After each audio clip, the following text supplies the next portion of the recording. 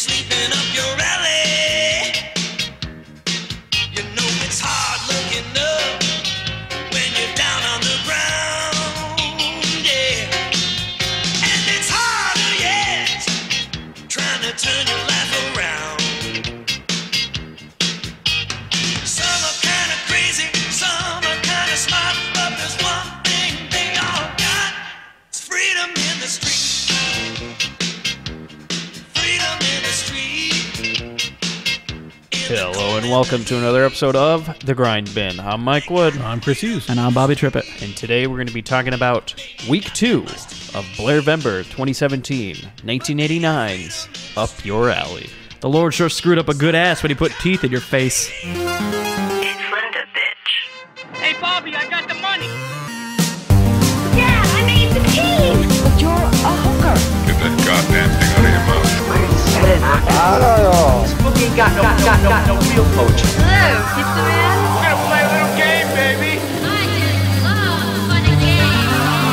Get a little girl a little hot and horny. You could have been decent once in a while. And maybe Daddy would decide to kill himself because he couldn't get it up anymore. What a shame. Come on, just step on the gas before we get creepy. Does anybody else think this sounds like a porno name? Oh, God, yeah. Oh, Up Your Alley? Yeah, for sure. So I would say let's listen to the trailer, but guess what, guys? There's no fucking trailer for this piece of shit. Oh, I'm shocked. We don't need one.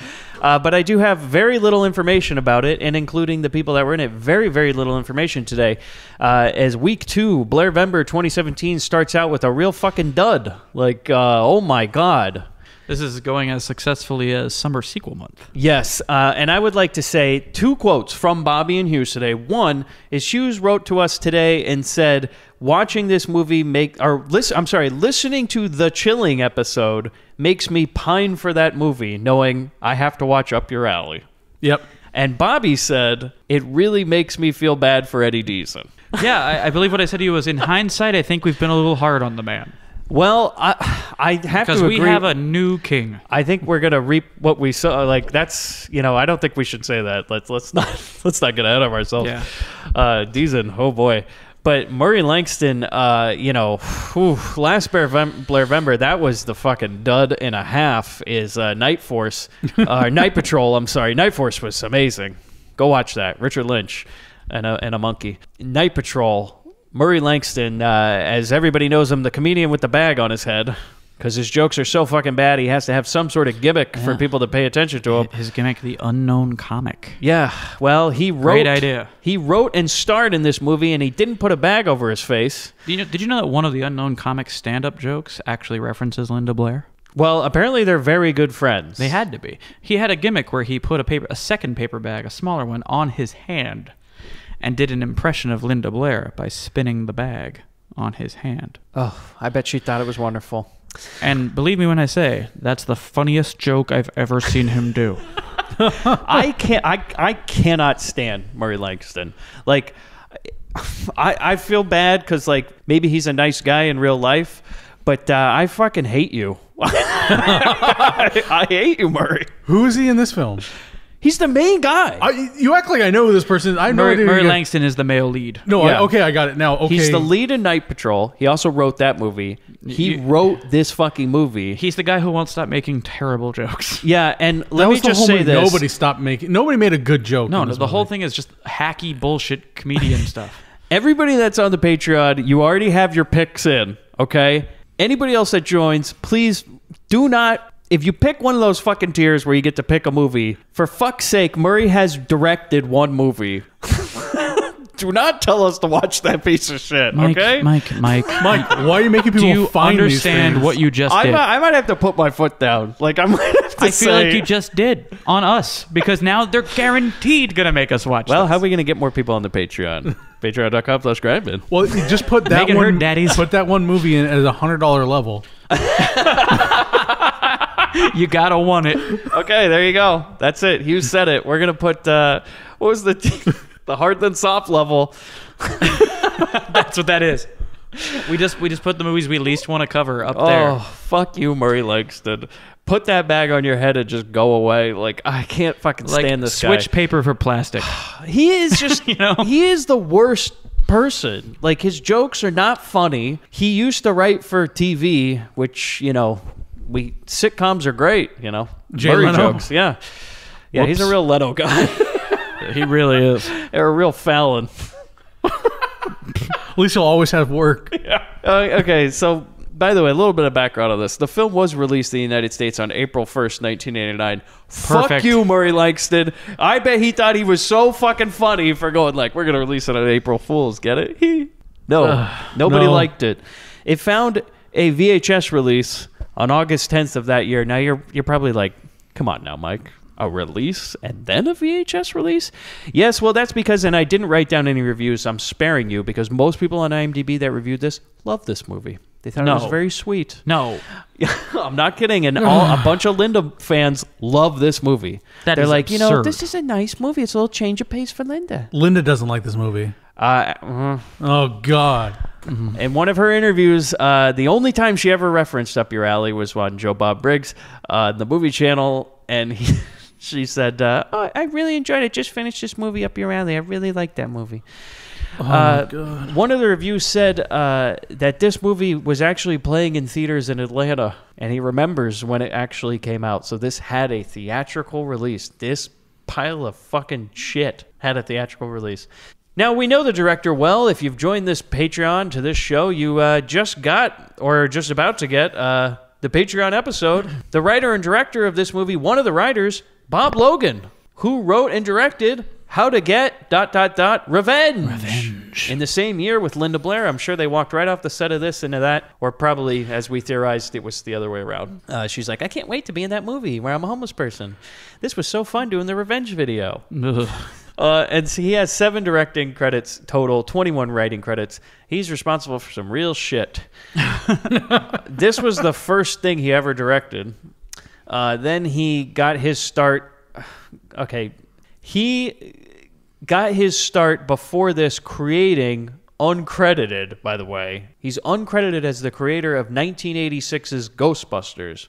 Now, not the real Ghostbusters. I know the other one. Like, The other one. yeah, the other Ghostbusters, like the one that nobody likes. Right. Yeah, he created that. Oh, well, there's a feather. Then he wrote 65 episodes of the Dennis the Menace TV cartoon. Oh, boy. Then he made this movie, and right after it, he apparently did the direct-to-video How to Get Revenge. They say it came after, but it was the same year, so you never know. Then he wrote and directed Repossessed, which is definitely going to be in a Blair-vember if this podcast continues. And then guess what, guys? Of course he fucking wrote and directed this movie. Meatballs 4. Wow. Wow. The one where Corey Haim's on the cover doing the, like, hey. Or I'm sorry, Corey Feldman's on the cover doing the, hey, check me out. Meatballs 4, everybody's favorite meatballs. Of course. Are you ready for the summer? No, Bob. Turn it the fuck off. You could leave this whole man's career on a doorstep and ring the doorbell. And then I just write, he's been kicking around for a while, but that's it. The other writer, producer, star, Grindbin All-Star, hopefully never, not a Grindbin Hall of Famer, Murray Langston. The Grindbin Hall of Shame, Murray Langston. Yes, the comedian with the bag over his head. You think he typed this movie with the bag on? Yes. I have a feeling like at some point he's like, I spend so much time telling jokes with the bag over head, maybe I should just pay more attention to people that walk around with bags. Am I right? That's deep, Mike. Wow.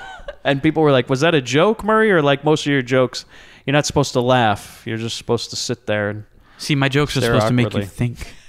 You know, the thing is that Murray Langston worked at the Gong Show. I can't imagine him never, like, not getting the gong. Like as soon as he walked on immediately. stage, whatever his name, Chuck Bears, should have just ran over and fucking hit that thing. No, But- they found him hilarious.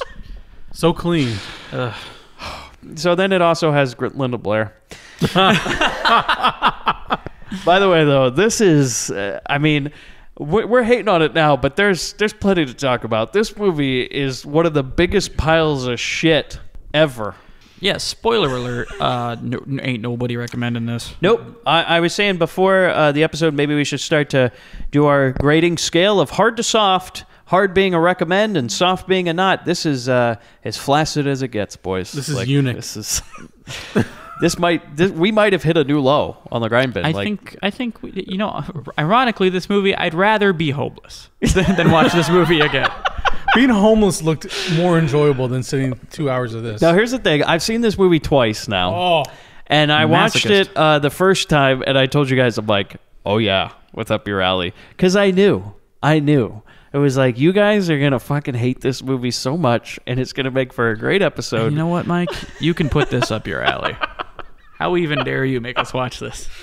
It's a sweet movie, guys. Bobby Zaney, who plays Sonny, this was his first movie role, you know? He hasn't done much, but his other credits are just bit parts. Oh, he was in Repossessed in 1990. He was, quote, man on studio tour. Much like Murray Langston, he was primarily a stand-up comedian. Oh, really? Yeah. Yeah. He was real funny in this one. Yeah. A lot of jokes. A lot of homeless people. Comedians. So I imagine the two of them worked a lot of shows together. Now, here's what doesn't surprise me. Something else he was in? 1992, The Adventures of Baby Man. Now, nothing's really known about this other than it fucking stars Dave Coulier. So there's really no reason to ever watch it. Oh, my God. Cut it out. You cut it out right now. I mean, like, seriously, you could make this movie even worse by putting Dave Coulier in there. Or you could have the guy who stars in it act with him in something. Can we do like a 1990s shitty comics, put them on an island, and then give them weapons and have them kill each other? Like a turkey shoot with Dave Battle Coulier. Royale starring 90s comedians. And at the end, Jay Leno comes to present the prize, and then we blow up the island. Yeah, get rid of Leno while you're at it. You know who's going to win is Carrot Top. Oh, God. You know, that motherfucker's going to set traps. He's going to have all kinds of... Yeah. He knows his way around the props. God. Or Gallagher's going to be running around hitting people with a hammer. Hopefully Coulier goes quick. If there's anybody I can't stand more than Murray Langston.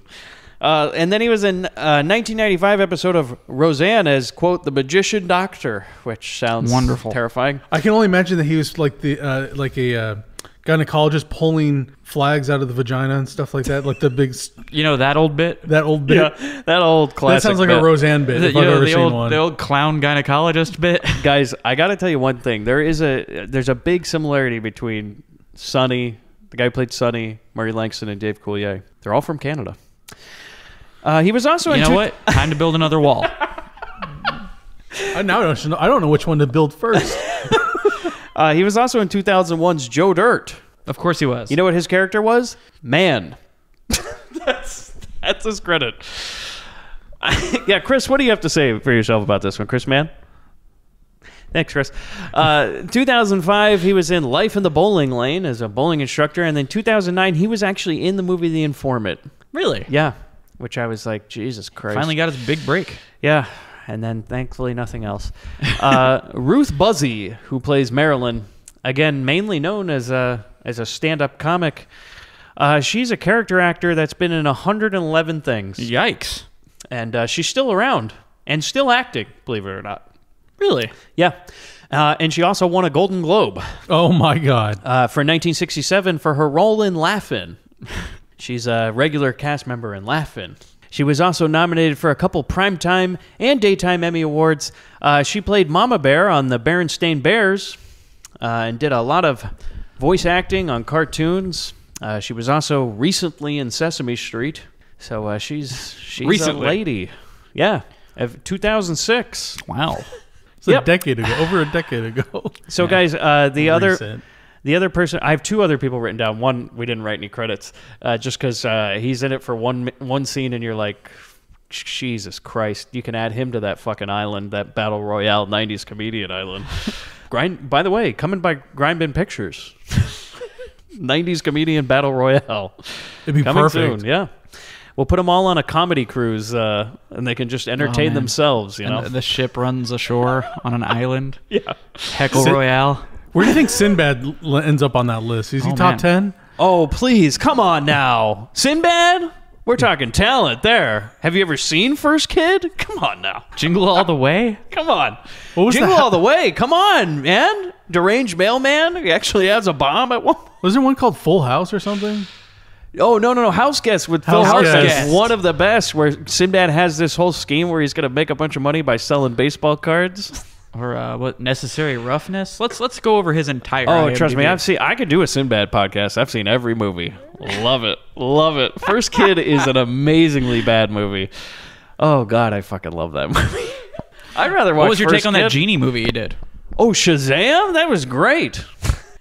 No, I know. There's this whole thing, just kind of The like Mandela effect. How I mentioned the Berenstain. They're called the Berenstain Bears because everybody thinks you're fucking wrong. Just like Sinbad never starred in Shazam. It was always Shaq, you fucking And it was idiots. called Kazam. Shazam is a superhero from Whoops. DC Comics. Whoops. So that's how fucked up that whole thing is. But Sinbad we're in was a- on Hanging with Mr. Cooper, right? I don't think that's part of the belief. Okay, can I just say, by the way, that Kazam really fucking pissed me off because in that movie, the first wish that the kid does, out of 3 wishes, he goes, I want candy to rain from the sky. And as a kid, when I watched that movie, I go, fuck you, kid. Fuck you. You waste your goddamn wish you were a little on potty mouth. candy? It's like, just wait for Halloween, you dumb shit. Hey, that is a trope because remember in Blank Check where he gets the money and then the first thing he does is buy a bunch of ice cream. And then Kids were eats it in a stupid. limo. You're like, dude, Hey. how do you put that into a freezer? You don't have a freezer big enough to put all that ice cream. You should know by listening to this podcast, Tuesday, you don't fuck with Brian Bonsall. All I right? know, You I'm just you talking- listen to what Mikey says. If he wants ice cream, he wants ice cream. It's true. I'm He's sorry. the only I'm fucking sorry. kid that will take out Kevin. You better cross the line. I'm you- sorry. The crazy thing about that Mandela effect, just as an aside, is that I love that we're in a society where you'd rather believe in an alternate dimension than think that you might have been wrong. Yeah. Like, it's more plausible to you that we have multiple existences that we're blipping in and out of than, oh, I fucked up. My memory was kind of, Yeah. Oh, like Nope, Luke, nope. I am your father. I am going to The line that spend never got Play it said. again, Sam.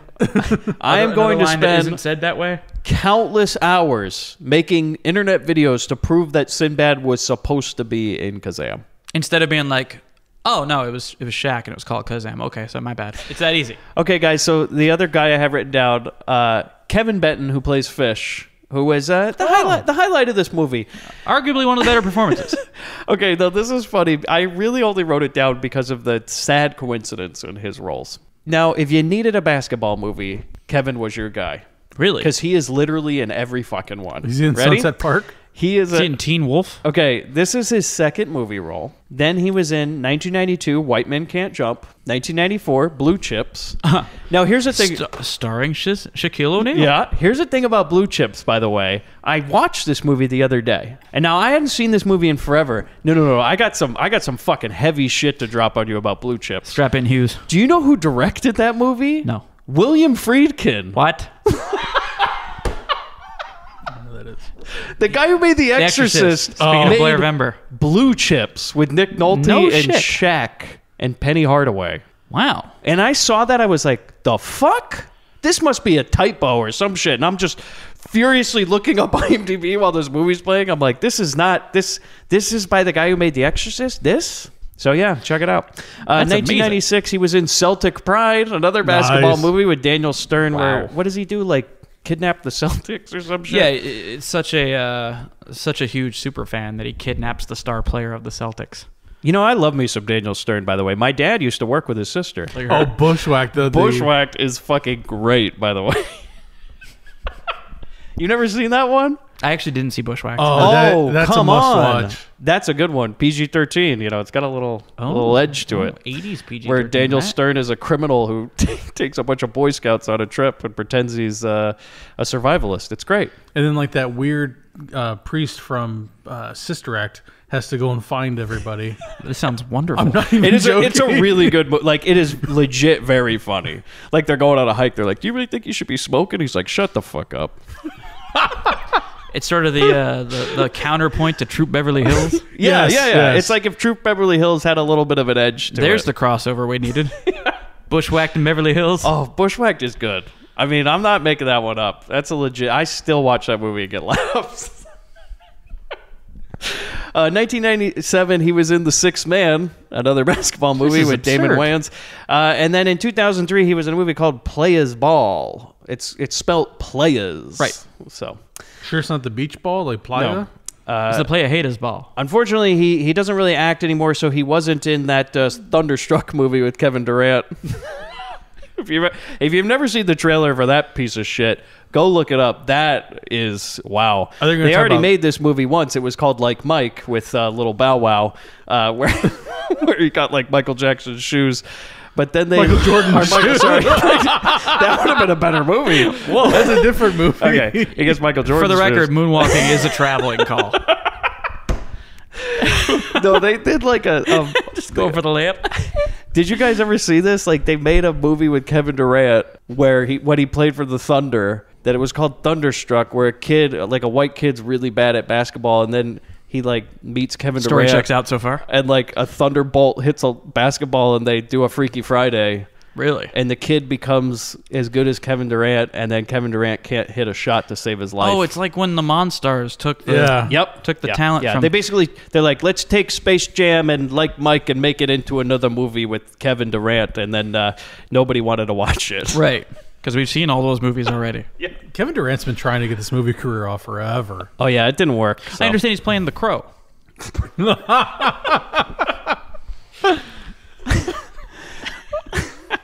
So you're going with I'm done. I said he was in like basically every basketball movie except for the one where Whoopi coached the Knicks. Yeah, Sunset Park. That's not called Sunset Park. It's called like Eddie. It's And, called like, Eddie. Oh, what's this- Whoopi coaches the Knicks. It's a great movie. Sunset Park like a period piece? Is it? What is he talking I don't about? know. Hold on. 1996. Yeah, but what is it about? A white school teacher takes over the talented but undisciplined black high school basketball team Wait, hold on. So this and is turns just it into a winning team. okay. So you're telling me that basically that Keanu Reeves hardball movie just ripped that off? Oh, and the teacher that does it is Rhea Perlman. So Rhea Perlman teaches kids how to play basketball. Yeah, it's Rhea Perlman and Carol Kane. Oh wow, what a duo! No, that movie where Whoopi coaches the Knicks is a real dumpster fire. It's great. He's still acting kind of, but he just does some stuff. The only other person I have written down is Yakov Smirnoff. Oh, boy. Who's in the movie for 3 seconds. Yeah, and he didn't even do his shtick. He didn't really sound Russian. I don't know what the fuck the whole joke. They call him the was. Russian guy, but he doesn't sound Russian. He's No. And that's his whole fucking joke, is to do a Russian guy. Yeah. And people, they're like, oh, but he doesn't even do his in shtick. Soviet Russia, car parks for you. Yeah, but you can add him to that fucking Battle Royale island, and Yeah. hopefully him and Cool Ye are the first to go. No, Because he's fuck both of them. He was the one who refused to run out of the classroom, and so Beat Takeshi just shoots him. Yeah. In Soviet, done. Thank God. Island hunts you. No, bam. Okay, so we get into this movie, and let's just say that this is one of the most insulting films that's ever been produced. From the second this movie starts, I have no idea what's going on. Cause first, it starts with a country harmonica. Okay, I was not expecting you to say that. Yeah. It starts with a country harmonica, and I'm like, what the hell? Like, they're showing the city, and there's this country, like a rhinestone cowboy thing going on. And then it flips right over into, like, this saxophone. And it's like this terrible sax music with horrible lyrics. Freedom in the street, Yeah. And then you which hear... I assume we're going to start this episode with. Yeah. Oh, of course. You've Gotta already heard gotta it. play in. Yeah. You've already heard this. And then you hear it in the lyrics right away. It's like, up your alley. And... Hughes loves it when they call out a title in one of the right songs, away. too. And then we get... Now, this thing goes on for 2 minutes. Yeah. For 2 straight minutes, there's no dialogue. There's no introductions to characters, like maybe watching them pantomime doing something. There's nothing going on. It's like stolen footage of actual homeless people. Yeah, And it's- they're like, we don't need them to sign a release. Am I right, boys? Fuck you. Do you know what this movie could have done? It could have done with a chilling, like, scrolling start to talk about the homeless epidemic. And that would have, like, actually been appropriate. Another Star Wars crawl. Yeah, it could have been, but instead we're just going to pretend like all homeless people are just found a little bit bad luck, Nothing too important, They're about $100 off from being back home. And I got to say, guys, Is that the guy from Whoops? there's one thing I learned from this 1989 movie, Up Your Alley, written by 2 men, is that it's always the woman's fault. So Absolutely. I Oh. definitely learned that from this movie, and it's a good life lesson. Just Something so you that know, holds true to this day. if you have problems in your own life, it's probably your wife or girlfriend's fault because she's a tramp. So, That's really all it comes down to. Sonny walks around at night. That's Mike at Grindbin. It's insulting how they handle that in this movie. It's This whole movie's insulting. oh boy. So first we get this new character, Sonny. And first thing I noticed is Sonny talks like mankind. Yes, Everything he says just kind of sounds like this when he talks. mankind, but dressed as a Pepsi can. Yeah. Okay, so let's just say we start this movie with a homeless man wearing like literally a Pepsi can. Pepsi tracksuit. Like he looks like he's on the Running Man. Yeah, and the front of his cart has a Pepsi logo. Now, and did I'm just Pepsi like, pay for this? Yeah, I'm like, okay. One, definitely they filmed that before, and they're like, would you give us money? And they're like, we really don't want to be associated with the homeless. I mean, we enjoy that they collect the cans and turn them in. That's great. But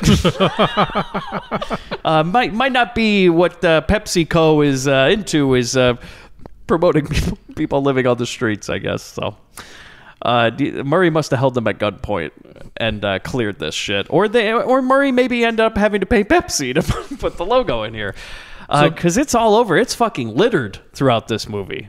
At this point, he's also singing Mr. Rogers, and that's my first question: is that public domain? I don't know, because they thank Mr. Rogers at the end of the movie. So I feel like Murray has compromising photos of a lot of people.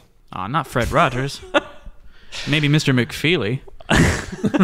And so basically some guys come up to bother him, but he makes friends with them because he gives them a sweater. And that's where we're going to get introduced to JJ. Yeah. A character who will come back. Absolutely. And when he's gifted a sweater, he tries to steal a sweater. He's like, no, my mother gave that to me. Let me give you this one. I don't need this anymore. Wow, it's like you're here, Sonny. And he's like, my partner Sonny treated me right, man. Because he got a sweater from a homeless guy. Until he pulled out that steel chair. And then until he gave him the mandible claw. And then he goes, hey, Sonny, just so you know, you got to watch out for this street killer, man. He's wasting homeless people. Kane's going around setting people on fire. Okay, here's the thing, though. I'm going to play this quote because did anybody else hear what I heard? Is that he says, I think he says some dude is going around, but it sounds like he says some Jew. That's what I heard. I heard some Jew.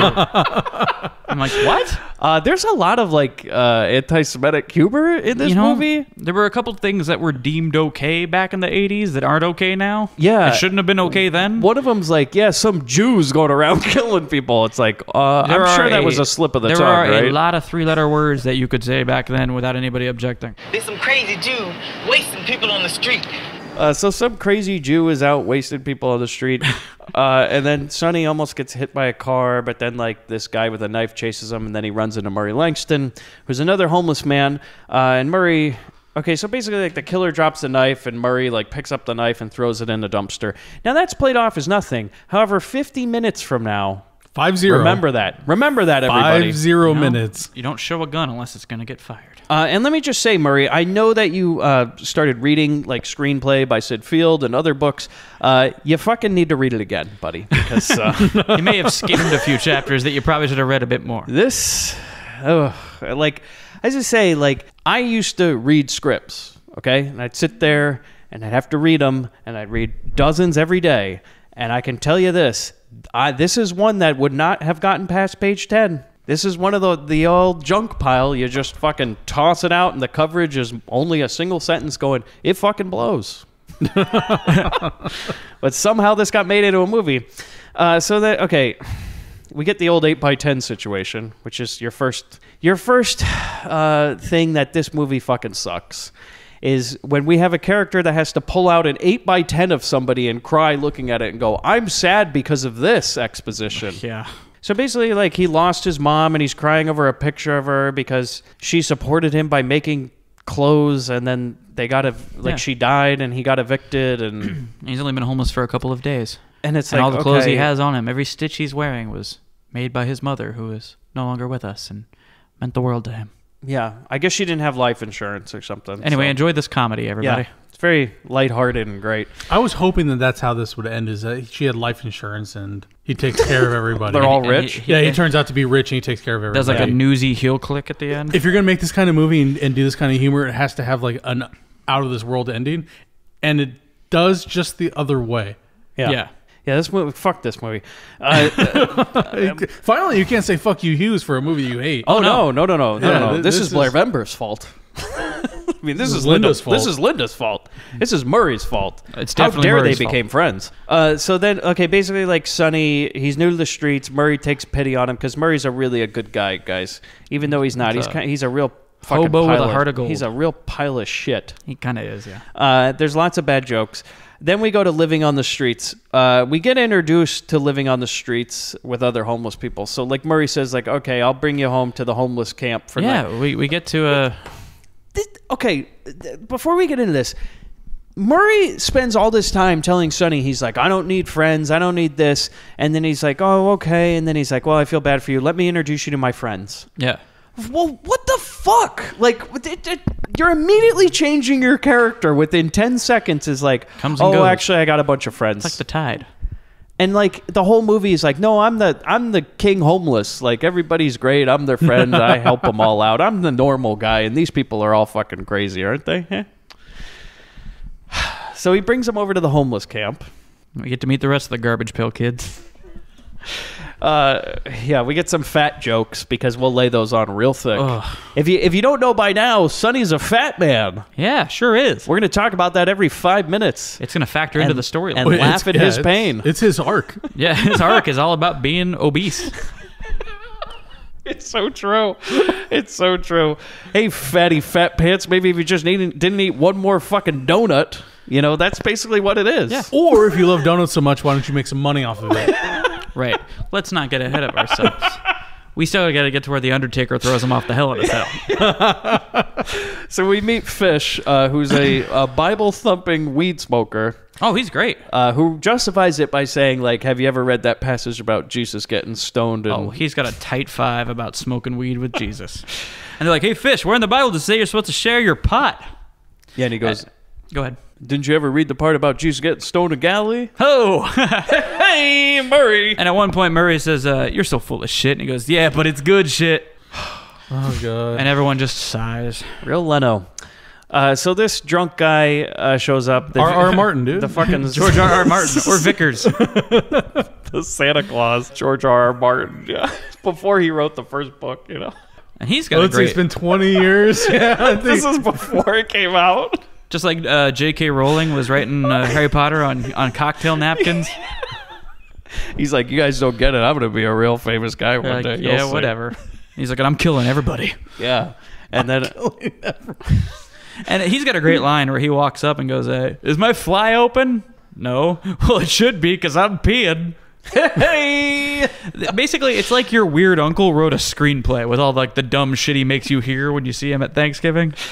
yeah, that's Murray Langston. Yeah. That's his fucking career. Then some childish music plays as Sonny gives Murray like a blanket. What a pal.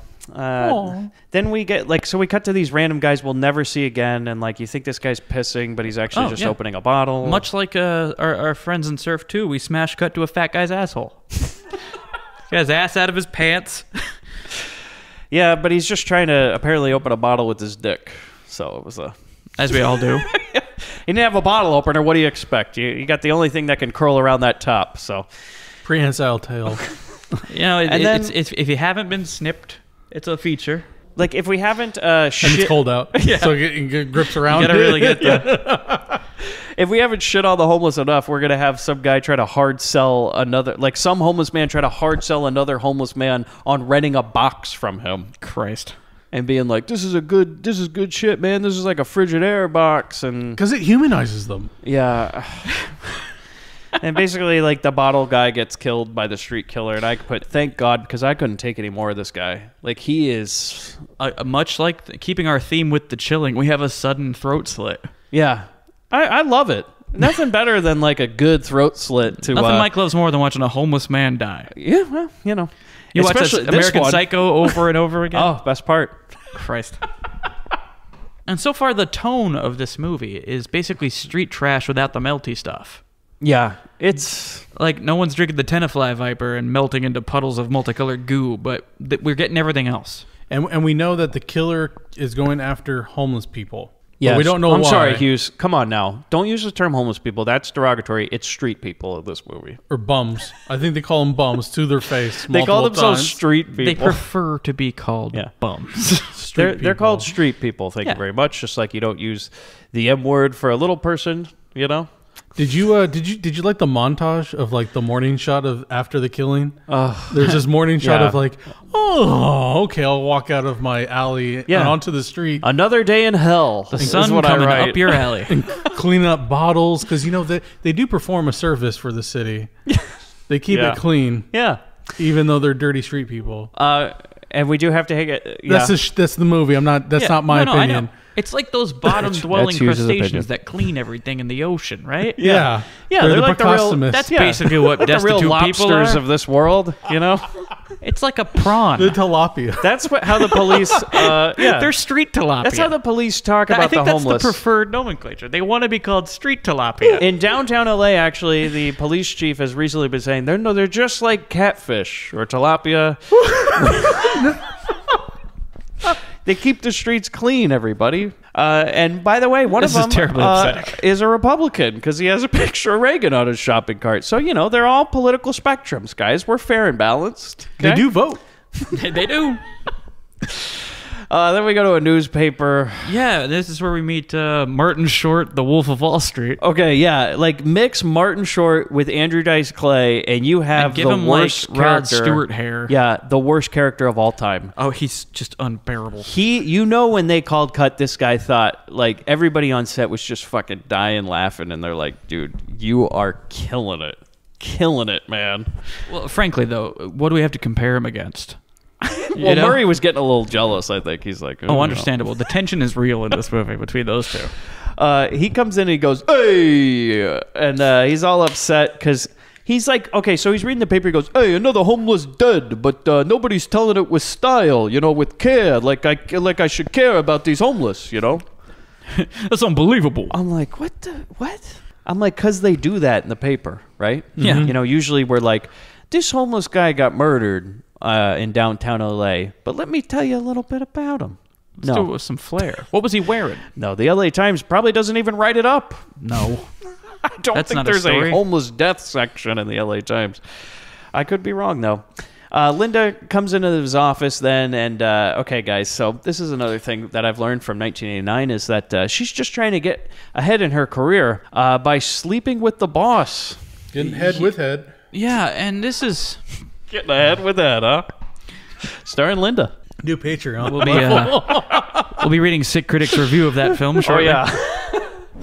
Yeah, this movie's mostly just Linda politely enduring sexual harassment in the workplace. Yeah. From a person she is having an inappropriate workplace relationship with. Yes. Yeah, is it To a degree. harassment if it's a relationship? No, this You is can all. still you can still be harassed even if you're in somewhat of a relationship. Yeah, but I mean, But this is where I'm telling you. He's still making unwanted advances, whether she has gone on dates with him or not. This movie is so insulting.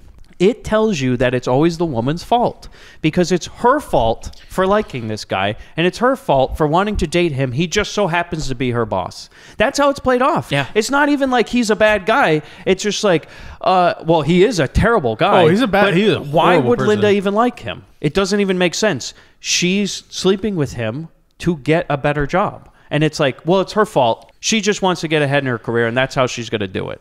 And that's how it plays it off. This whole movie is just like, it's always her fault.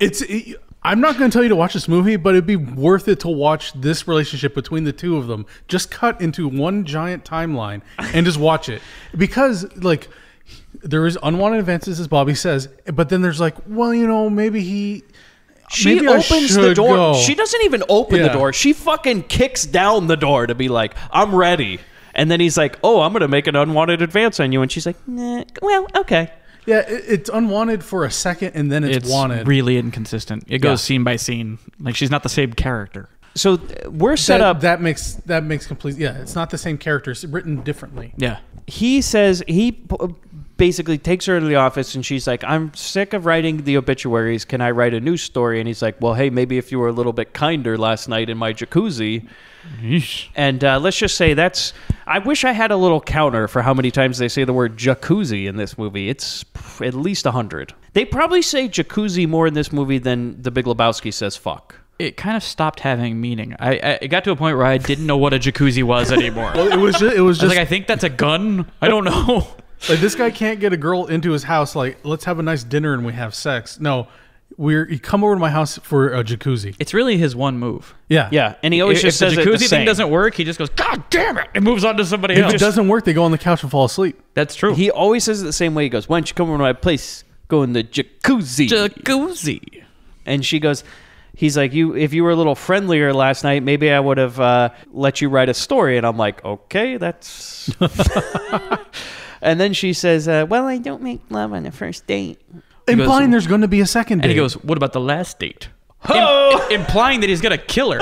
I don't know what the hell did that even mean? I couldn't get that joke either, so... Yeah. Then he's like, well, hey, I won't let you write a story because you're not ready to fuck, is what I wrote. So then they leave, and he goes and okay, they leave the office, and then Linda's roommate, who also works there as a receptionist, I think comes she up. lives with that guy's secretary. Yeah, and he comes up and makes a very inappropriate comment to her as he says, like, did Tammy Faye Baker have a garage sale or something? And swing and a miss on that joke. Jesus Christ. Who's Tammy Faye Baker? Jim Baker's wife. It was a religious... like a televangelist. Televangelist okay. famous for having like Miss Piggy makeup. Yeah. Okay. It look, in 1989, it killed. It was kind People of insane. were rolling in the aisles. It was a relevant reference back then.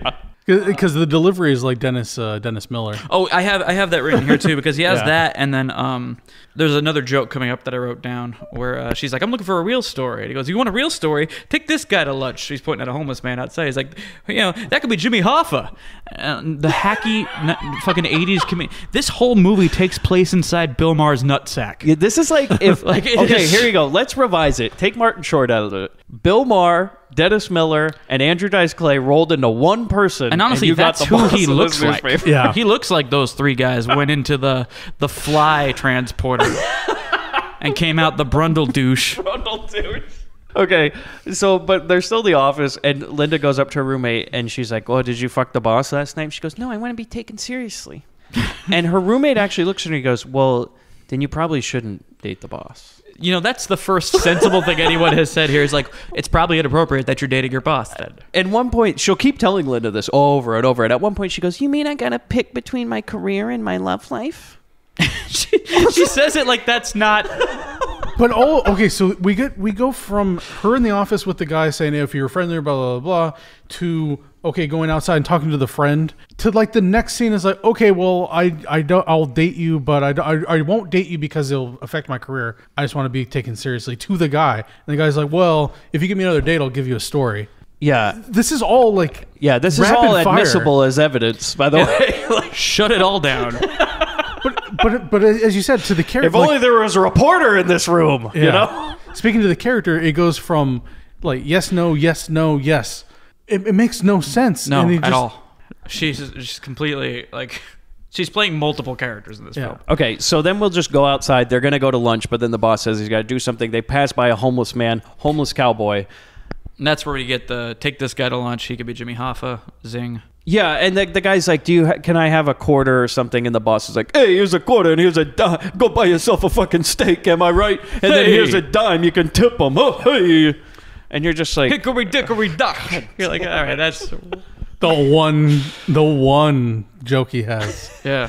And then Linda feels bad and she goes, hey, why don't I take you out to lunch? And, okay, I'm just going to say, though, if you're going to watch this movie, I suggest this scene. Because this is one of the worst and best scenes I've ever seen in a movie, is Linda Blair taking a homeless cowboy out to lunch. Holy shit. Can we set up where they took her to lunch? Like how? Okay, what they attempted. Okay, yeah, here's the thing. Okay, you're going to buy a homeless guy a meal, okay? You're probably going to be like, well, what do you want? I mean, realistically, we're going to get... What do you want to eat? Get a burrito, maybe a hot dog or something. Yeah. What do you want? What are you going to order if I take you to a place? What would you like to eat on this world? Okay, by the way, they're in L.A. Okay, Yeah. so there are a lot of places you can go where homeless people do eat all the time. Yeah. And, like, I've seen people buy them meals and Now, stuff. have either of you guys bought a homeless person lunch before? Yes. They don't need this. I get a bag full of cheeseburgers. They're good to go for the whole day. That's fine. Although one time when my brother was a child, he walked out of a McDonald's with a full cheeseburger still wrapped, and he tried to give it to a homeless man. He goes, I don't eat this shit. And my brother cried because he was so upset. He's not wrong. It's like, well, why are you sitting outside of it though? I mean, like, you're kind I'm of not one of those crazy homeless people. But Mike and I used to buy this one homeless guy hot dogs at the beach, and he'd tell us stories. Tell us stories about the shrapnel in his legs. But we're not going into a restaurant. We're just sitting at the beach eating a hot dog. It's a different thing. Yeah. You're not gonna embarrass this man by like dragging him into a 5-star Zakat Like, rated. look. Also, the guy used to say, like, "Can I have $1 to buy a beer?" And we're like, "Yes, obviously you can. You're very honest with us, sir. Thank Totally. you for the stories." Like, who cares what he's gonna do with the $1? I don't give a shit. I mean, the guy was a homeless guy. There was no way he wasn't going to be homeless, but we were still nice and cordial to him. He was living in San Clemente on the beach. That guy was having a better life than I was at that time. Like, he had a surfboard and a wetsuit, man. That guy was happy as fuck. he figured it out. Yeah. So Linda instead, okay, the one thing Hughes and I would never do, take him to a fancy French restaurant for lunch. Why not? Fucking white tablecloth. They call it a fancy French restaurant, but you look at it and it's a fucking El Torito. I was gonna say it doesn't look like a French restaurant. No, they try to make it fancy. It's a fancy French El Torito. So- it's Le Torito. Linda brings this homeless cowboy to Le Torito. And this guy, by the way, he walks around like he's got a horse between his legs all the time. He's doing skipping the hobby around. horse jump. He's fucking dressed like Howdy Doody with like cigarettes all in his cowboy hat and stuff. And she brings him to a French restaurant inside an El Torito. that she frequents a lot. Yeah. And all I'm wondering is, where'd he tie up his horse? Oh, people can't eat French food that often, man. It's not good. Too rich. Again, Too rich if you're hopeless. Now, is this supposed to be funny? They sit No. down at a table. Okay, here's a great joke, by the way. She goes, "Yeah, what's your name?" And he goes, "Call me by my nickname." "What's that?" And he goes, "Nick." I kind of laughed at that. Oh, God damn it, Hughes. He loves Murray. That's the one that got you, huh? That of all of them, I think that got me because it wasn't something I understood. Right. That's a Chico Marx joke. Yeah. That's not even like... So the waiter comes up and gives the specials. He's like, "We have duck l'orange. We also have this. And Linda goes, "Well, what do you want to eat?" Before we explain that, can we just take a moment to acknowledge that this waiter looks like the ice cream man? It was. It's Gregory. This is one of Clint Howard's roles. You didn't notice him? Only happy days at this French restaurant. But yeah, so he asks, what would you like? He explains the specials. We got the coqueron. And, The coq au vin. the coq au vin, sorry. My French is a little rusty. Obviously, you haven't been to any fancy El Toritos. I've just been to the regular ass El Torito. Chips on the table, not frog legs. That's El Torita. Ooh. You know, the fancy one. Grille. So what is it? Yeah, the El Torito Grille. Okay. So What was it he wanted? What does he I order? didn't write it down. he just screams, It's like a "I cereal want cornflakes. Yeah. I want cornflakes and bananas." And Sliced bananas. yeah, You fuck. and knows I'm what like, kind of restaurant okay, he's at. am I supposed to fucking laugh at this, or is just like this is just sad? I wrote like this is now clearly a mentally ill person that she's Yeah. just like. This homeless man with mental Bringing health around. issues wants to eat cereal at a French restaurant. Yeah. Ah. Hey, let's laugh at him, everybody. Like, it's funny if you bring a hillbilly to like a steakhouse and they're like, "Oh, what do you want?" And he's like, "I'll take a burger." That's funny because they're outclassed. Yeah. This when, is like when literally Jim Varney is trying to order from the fancy restaurant in the Beverly Hillbillies. this is literally like causing a mentally ill person to be a spectacle for entertainment. And here is Yeah. a troublesome dichotomy because Murray seems to think that he's making you think about the homeless problem. We're really going to think about this problem while spending the entire time shaming them. Yeah. He is fucking the bocce of the homeless. Bakshi. Whatever. yeah, You know what I'm talking By the way, about. I was definitely. just at the LA Comic Con and there was a Bakshi booth. Was he there? No, Oh, I okay. was hoping. I was going to take a photo with him if there was, but I saw a coonskin poster up on the wall. Wow, that's crazy because Michael, who's been on this show, him and I went to Son of Monster Palooza, and he remarked, "How come there's never any Bakshi booth?" It's like he willed it into existence at the same show where he had a table. See, so we'll have to talk to him about that one. So yeah, we're supposed to laugh at this homeless man because he's mentally deranged. But yeah, he's trying to have it both ways. We're supposed to think this is hilarious and feel sorry for them at the same time. Yeah, and then the waiter leaves and he's like, "Okay, I'll get you a bowl of cornflakes," all pissed off. And then Linda says, now this is the most insulting line of the movie. She goes, "So Nick, what's it like living on the streets?" And all right, what the fuck do you think it's like, Linda? What the fuck do you think excellent it's journalism, like? Linda. There's a couple more moments throughout this film where you go, "Fuck do you think, Linda?" to some of her questions.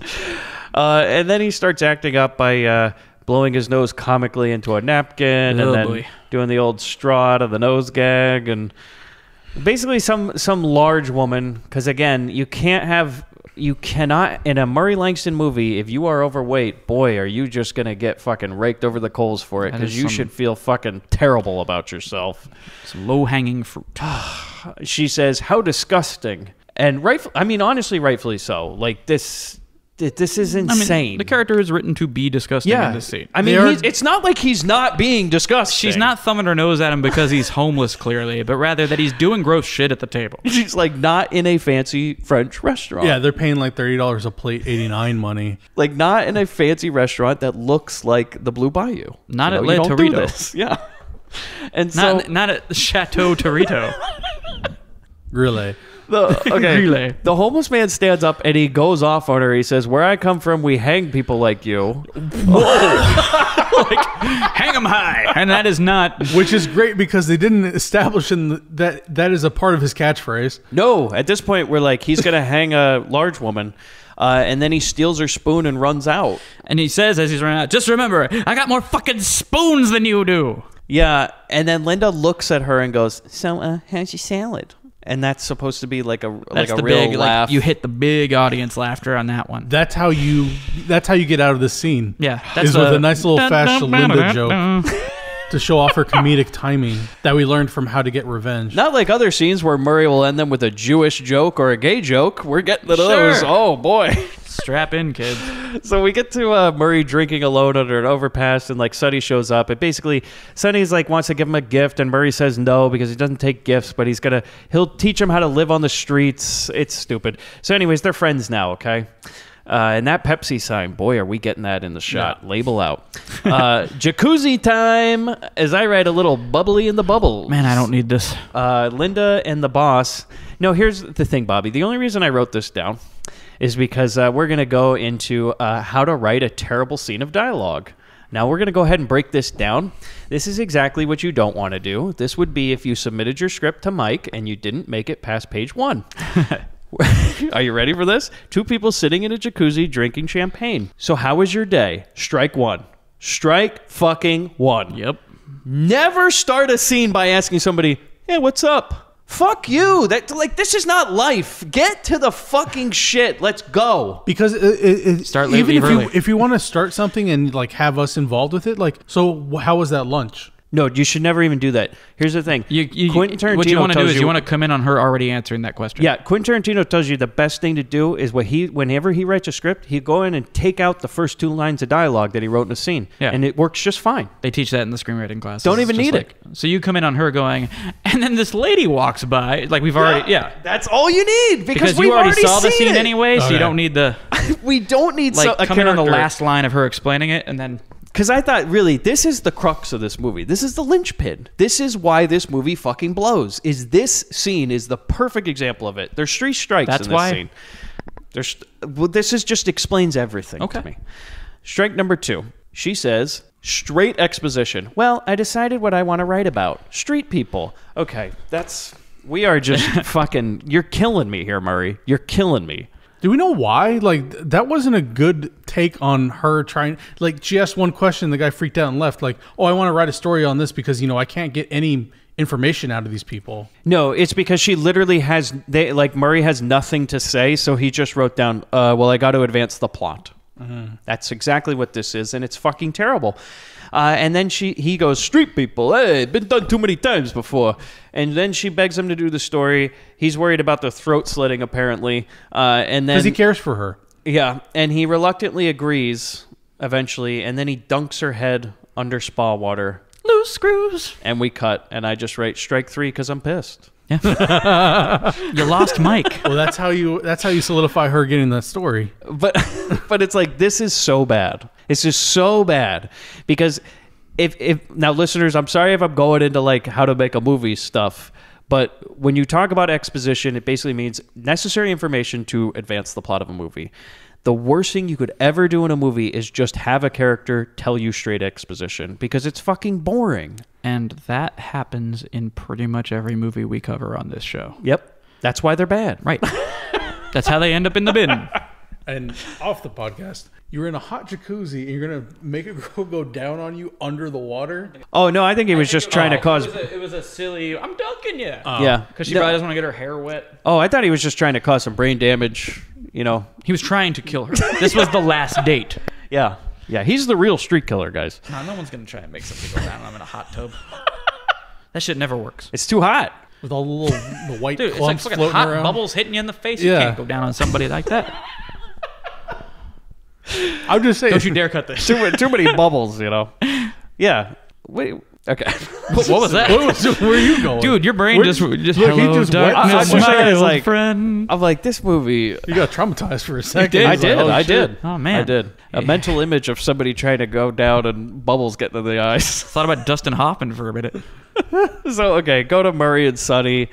They see some kids bugging a homeless woman, and Murray goes, you should never get involved in that, but I'm going to get involved with that right now. And then he Because goes... I'm a noble homeless man. By the way, these, quote, kids are, like, in their 40s. Yeah. Like, Some of these kids guys- are older than Murray.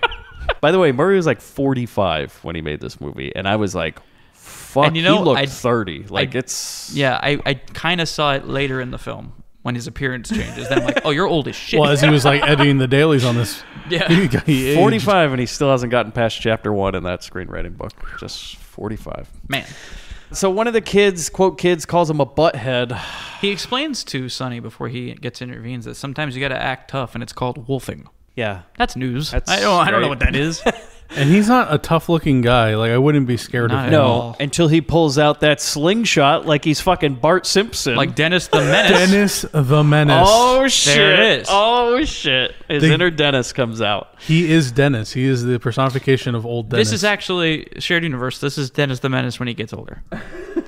When Can Mr. you- Wilson finally snaps and kills everyone in that house except Dennis. So the woman spins around. It's Linda! And now she's... Dressed like a boxcar hobo. a train hobo. Like is what she I went put. to the fucking party city and got the hobo costume. She needed I the would've- stick with the handkerchief. Now, The what bindle. we needed was the montage of her buying this outfit and then rolling in the dirt to try to get it dirty. Yeah, so- like, it's absurd. She had the derby hat, and every time it comes off, she just like kind of makes her hair messy. it kind of just looks like she's like Blossom or like Punky Brewster. She does. Yeah. Like a Punky Brewster with some dirt on it. You know what I mean? Like that's just it. And she's got the weird plaid going on and just... Yeah, like the She the should be eating a fucking can of Blossom beans. theme song where she's wearing oversized clothes and a hat. Yeah. We half expect the guy to go whoa in the background. You know. I'm sure someone did. Right when she turned around in the movie theater. So now she's undercover as a homeless woman. They're all friends now, but course. Linda's a terrible undercover person because they're like, "Hey, Linda, where do you sleep?" And she goes, "I sleep at this church." Oh, which church? And she's looking around at benches, and she goes, "St. Horowitz." And he goes, she's Horowitz. Horowitz. Was that Christ's accountant? And I'm like, Murray, Chirp, that's chirp, Man. Empty shopping cart rolls by in the background. That is not okay, Murray. I mean, the other thing too is like no characters ever laugh at the jokes. They just kind of say stare them. blankly. Yeah. And I feel that's because the actors didn't read the script beforehand and are hearing these jokes for the first time, so they're just dead facing about everything. Then they're like, basically, we're gonna let Linda hang out with them. We have this montage of him showing them how to be homeless. Yeah. You know, like how to steal change, you know, things But like there's that. so many jokes. Like, I don't know. Steal change. Yeah. Pretty much. There's so many jokes, and we've like changed the tempo of this movie so many times. I don't know what it's about. Yeah. Like, I don't know if this is a The tone is... like a piece about homeless people and like they're actually human and this, and we're gonna do it with comedy, Yeah. or if it's a fucking like women empowerment and she's Oh, gonna no, do this. definitely not that. And, I can answer that for you, Hughes. No. It's none of those things. so what would you describe this movie as? It's a romantic comedy, or trying to Primarily, it's trying to be a romantic comedy. Yeah. Jeez. Like a really Swing and a miss. Yeah. Like Swing and the a way miss. that Murray, That undeniable chemistry between Murray and Linda. the way that Murray must have pitched this was like, have you ever wondered what homeless love story would be like? And the producer says, no, but I have money and I need a tax write-off. So No, I whatever don't- you want to do, Murray. I don't know if it's the original poster, but I know the home video release. The cover is trying to do like as if this is a Meg Ryan Tom Hanks movie. Like, Oh, yeah. she's on a park bench and he's This is over the other- original You Got Mail. Yeah, you know? they're looking at each other with the you faces. It's really Oh, Trading Places did this Instead so of much Sleepless better. in Seattle, it's Sleepless on a Bench. Am I right? That's my Murray. oh Christ. I want to hold a bag over his head until he stops squirming. Yeah, not a paper one. No, like I said earlier, switch out the paper for plastic. Paper or plastic.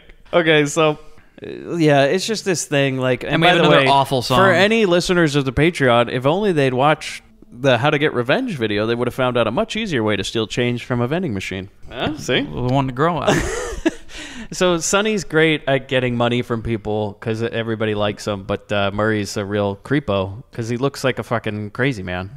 Did we already go to the donut shop? No, Okay. but I just want to say that when he begs, like his version of begging for money is he literally grabs a woman. Yeah. He grabs her by the hand and goes like, "Do you have money?" to her face. That is not okay. And she fucking hits him with the purse, and Linda laughs. I'm like, he assaulted that lady. Yeah. no question. Like, legit assaulted a woman on the street. Oh. So then we go to the donuts because Sonny says he's hungry. You're always hungry. And this is where they're teaching them that like these donuts are always available at this time of day. Yeah. He's like, oh, what time it is? What time is it? Oh, this is when they throw them away. And this is like rapid fire terrible jokes in a dumpster. Oh, the worst joke of the whole movie. Are you talking about the 5-foot bong that he pulls out? Yeah. And then Yeah, he- it's like one of those bottles of wine you see in a cheesy Italian restaurant. Yeah. That they hang on the wall. Oh, I It's thought not it a was bong. I thought it was No. a bong. No, It's, it's like, like- a beer bomb. It's like one a of those- house wine thing. Oh, okay. And they say, "What is that?" He goes, "A gay wino's dream," And I don't understand it. Because it's shaped like a big phallic object. because it's Oh. a very long phallic thing. Yeah, so after he he's drinks the saying, wine, like, he can after fuck you, himself. after you finish that, you could jam this up your alley. Isn't that funny? Yeah, it's great. It's great. I thought you were And just calling stoners gay. I didn't know what the hell was going on. He's just like, I don't get it. If you smoke weed, you're gay. That was a belief in the 80s. Man, those Reagan years were really confusing. Well, Reagan, part of the war on drugs was telling everybody that weed makes you gay. It's for gays, everybody. They're like, oh shit, I won't touch this stuff. Smoking the gay lettuce.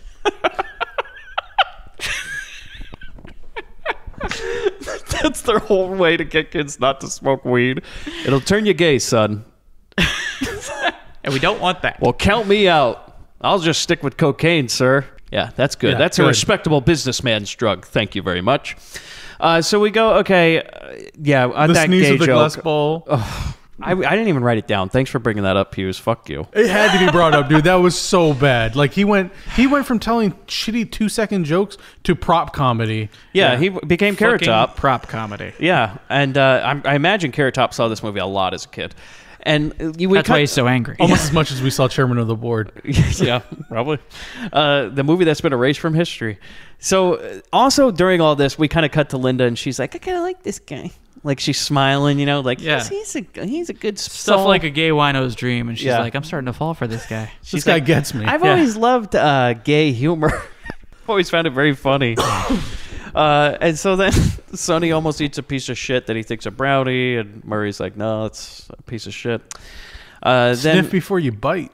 okay, we do go past Junkieville, right? Yeah, but that's a nice moment. That was now there's a caste system of homeless people. Yeah, and he's like, no, these are the trash people that do drugs, and they'll try and get you to do drugs And make you And I'm steal. like, okay, hold on a second. Homeless drug addicts want you to do crack, so you'll also do crack with them? Yeah, so that you can be their thief. Yeah, that's just fucking stupid. That doesn't make any sense. Like Hey, it this made is no his sense. interpretation of how this is the the war system on works. drug shit. Like when they used to tell you in school, they're like, just one day, kids, you're gonna go down a street and some guy's gonna offer you crack for free. He's just gonna give you free drugs, man. Yeah, and I'm like, my whole life, I'm waiting for that time when a random stranger's gonna come up to me and be like, "Do you want some drugs for free, kid? Here, get hooked. Here's my business card." One, they're not gonna out themselves as drug dealers just to passersby, and two, you're not getting shit for free. You come to them and you pay money. So we meet Maryland, who's a woman who thinks everybody's raping her. Yeah, this is fun. Yeah, she's a real great character. It's another thing that Murray's commenting on inappropriately. Before Tumblr? Yeah. Those women, they always think they're getting raped. Yeah. Am I right? Like, is this Murray's take on feminism? This is like a feminazi? Oh, yeah. There's a couple lines about, quote, feminists in this movie where you're just like, oh, which I think boy. I didn't notice it so much as a kid. There's a lot of 80s movies where we really take the piss about the feminists. So apparently she's mentally deranged in that she thinks every man wants to rape her, and she permanently has a rape whistle around. That's her entire whistle. Gimmick. But a rape whistle. A weight whistle. It's just, as I write, uncomfortable. Yeah. So back at the homeless camp, Sonny brings Fish and the boys some donuts. They're all happy. Nice of him. Linda's introduced to the crew, but she's like, I gotta go because it's getting dark. So we go to Linda and her roommate at home, and she explains how great the homeless people she hung out with all day were. She's like, yeah, I understand, they're great people. And her homeless... Okay, so her roommate always, like, the whole joke with her is that she's a real dumb lady, and she just can't find a guy who's, like, not a dummy. And that's what she does is over and over again, she's like, sounds like my ex-boyfriend. Yeah, it's the running gag. This is like that boyfriend that comes over, he's like, oh, I think he really likes me, because this time he has to borrow 20, and last week it was 10. And the guy who comes to the door is awesome. Like a character out of Surf 2. He Styles from Teen Wolf. Yeah. Like, she opens the door, and if I didn't mishear this, is her name Paula Deen? Because he says something to the effect of, Paula Deen, my dream machine. Well, give me the butter. Butter, y'all. Oh, man. There's so many ways we could go with this. I'm not going to talk about the kitchen staff. Yeah. I can't help but notice that Paula has no scenes with Fish. Yeah, I was just going to say, thank God. It's the one thing she won't cook with. Yeah, okay, so she's a great character, guys. Then we go back to work, and the boss is like, hey, I'm going to print your story. And he's like, how about a little bit of that jacuzzi? And she's like, I had to take a rain check because I got to go be homeless. And he pulls out a black book, and then he calls up another woman. He goes, hey, how about some jacuzzi? It's a numbers game with that jacuzzi. Yeah. This is like that fucking terrible Rob Schneider character when he's like making copies guy. Yeah, this is the jacuzzi guy. This is like that terrible Rob Schneider. Yeah. What happened to I should have him? just stopped there. Thank he God mercifully he's done. stopped. No, actually, didn't he he, became all super religious. Oh, did he? Yeah. I was didn't he impregnate like a playmate? 80s, man. It's possible. Oh, boy. No, he became like super religious, so now he's like a big Christian. And we go to the next day. Linda reads her news story. She's all happy. Then her and Murray and Sonny are hanging out, and they all comment about how fat Sonny is and how he ate 6 pieces of pizza because he doesn't feel bad enough about himself. Then the drunk guy shows up, and he says it's his birthday. Yeah, because they point out, hey, you lost a shoe. And he says, no, I found one. It's a present. Today's my birthday, and no one remembered. Well, happy birthday, Billy. And then he goes... He's out in the woods with the cat man eating snowballs. Yeah. And he goes, hey, watch this. I'm going to have some fun with these strangers. Oh, God. And he fake shits on the ground. Yeah, he finds a pile of dog shit. He squats over it and goes, hey, lady, you got any toilet paper? And this movie's complete. This lady, though, is my favorite person of the whole movie because it is just such like the most New Yorker lady. Oh, She's yeah. like, oh, Harold. It's disgusting. That's disgusting. This movie's complete. It now had a poop joke. Like, we're 5 minutes from being done with this movie because there's nowhere, it can't go anywhere else. There's nothing left to do. Like, it can only outgross itself. So are you saying Bobby Start the Van? Yeah. No, I'm just So we get Murray at the parking meter. Okay, this is when Yakov Smirnoff shows up. This is like this whole fucking joke he has, like this thing where he's like, their meter's about to expire, so I put in money so it won't expire, so they won't get a ticket. And so then the guy usually gives me money. Yeah, it's kind of going, hey, favor for favor, you got... Yeah, And like I'm I saved you yeah, from a $15 ticket. I guess. I mean, that's fine. If somebody did that, I'd be like, all right, whatever. I mean, I would have given you a dollar anyway. You didn't have to do that. But, yeah. but, hey, thanks. So, like, the whole joke is, like, Yakov Smirnoff is foreign and he can't speak English and he gives them money, but it ends up being a Canadian dime or something. Yeah. and it's like, wow, that's and somehow giving him a Canadian dime sets him as a Russian guy, and he sounds like he's speaking it's Arabic. Murray jokes. You know? I don't get it. But then we cut to like Maryland. The rape woman is her shopping cart's falling over, and a businessman in like a Mercedes is honking at her like, clean that shit up. And then she's like trying to pick it up, and she can't get it fast enough, and Murray runs over to help her, and the guy says something like, hey, why don't you call AA, asshole? And then he puts a glass bottle, a little booze, bottle under the tire, so that when the guy pulls forward, it breaks the bottle and bursts his tire. So he responds with, "Why don't you call AAA, asshole?" But wasn't there like this line? It's like zing. Empty shopping cart rolls committed by. a misdemeanor. But wasn't there this line where he put up like his 5 fingers and then he flipped the guy off and says, "Take a week's worth"? Yeah, he's like, you know what this is? And he holds up 5 fingers and says, "It's a week's worth of these." And he raises his middle finger, and we're all just slapping our knees. And I love this idea Bobby's come up with an empty shopping cart going by every like time the tumbleweed. there's a pet show. Just like that squeaky wheel, like the first one. Just like an empty shopping cart or an empty box just tumbling. rolls by. So then, like, Fish is giving everybody a Bible sermon, and then Murray says old people read the Bible because they're cramming for their finals, which must have been one of his stand-up jokes from the bag on your head scenario. Oh, you know it is. And then this is my favorite part of the whole movie because you have a favorite part of this movie? Switches the tone of this movie to be the most stupid fucking thing I've ever heard. Is Fish in the middle of his sermon just starts having a seizure, and he's like, and then Murray's like, oh no, he has shell shock. He was in Nam. And I'm like, fuck you, Murray. You can't just like, fuck you for adding this into this movie. You know what else we should talk about? The veterans. The homeless veterans. Let's talk about how the veterans are mistreated, and they're all on the streets in this romantic comedy. Yeah. But by the end of this movie, we'll kind of shit all over veterans. Yeah, so. fuck veterans by the end of this movie. Oh, yeah. Later... Well, sort of. He's trying to have it 2 ways with that, too. We'll get to it. Okay, this is also a thing that if you have this in your script, you're in big fucking trouble, is that this scene literally runs out of steam, so they just cut to later in the same scene. Yeah. Where it's like, I don't know where to go with this. We have a visual yada, yada, yada. Yeah. That happens. It basically so on and so forth. They keep talking. Is 1 minute of people doing nothing. Yeah. And then it goes to another character, like Homeless Cowboy shows up, and Linda's like, oh no, I'm undercover. He's going to find me. Where you going to find me? Where you going to find me? And he doesn't notice her because he's a fucking mentally deranged man who they didn't close those homes in the 80s, he would have been in one of them because he definitely needs help. Yeah, thank you, Geraldo. Yeah. Fucking piece of shit. This is not the only time Hughes has like gone off on Geraldo. Got a real problem. So Linda brought... Punch him in the nose. Okay, this really pissed me off too, is that Linda goes, oh, before I go, Joe, the drunk guy, I brought you a surprise. The pastor at the church baked a cake for you for your birthday. And here's the one thing. Did she just sit all day with the cake? Yeah, it's been in her jacket pocket the whole time. She pulled out like a purse, like a knapsack that this cake was in. I'm like, she's just walking around all day with a cake? By the way, shoebox. What do you think the count is now here on Ye Old Grindbin for movies that feature a cake? Oh, at least a dozen. At least a baker's dozen. Shopping cart. I wish we had a sound effect for it. Get a sound of a squeaking wheel. Just It's like I told you that one time. Just distant I was in the in background. the store and the shopping cart locked up, and I was And like, so you well, just fuck pushed? this. I'm still using it. You just soldiered on.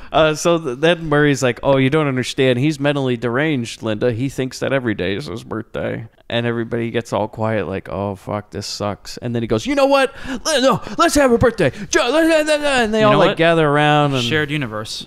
Billy didn't die in Spookies. Oh, man. This is Billy. Yeah. Oh, He's like, it's my birthday. It's my birthday. He's shell shocked by being buried by a cat man. And then the whole Go back and check out our Spookies episode. The whole joke is that he's a fucking mentally challenged man. Then he sneezes all over a cake and then eats it like a fucking animal. And we're supposed to laugh at this. Fuck you, Murray.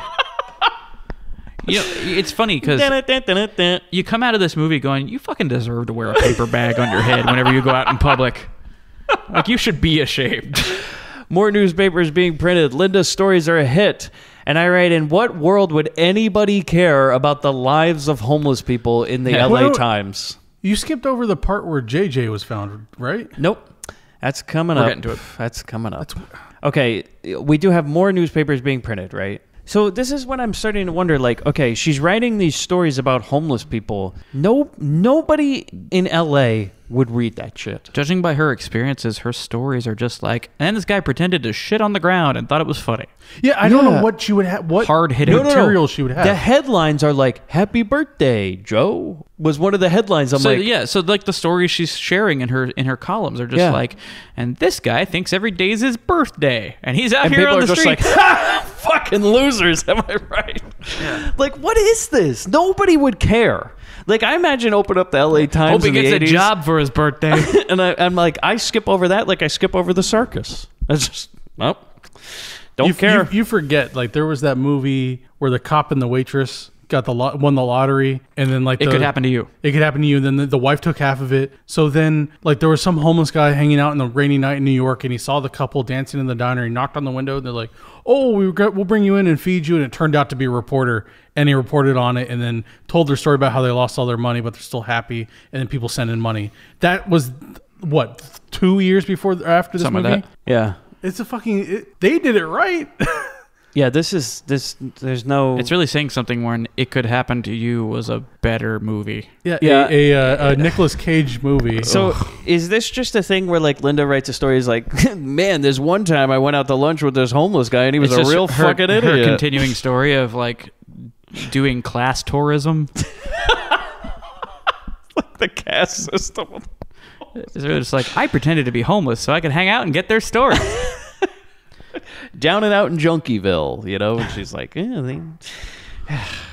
So then the crew. Do you think it's just? What do you think the title of her column is? The Dirty Few. Full shopping carts and empty boxes. I mean, I don't know. Think of it while we go on. Maybe we'll figure it out.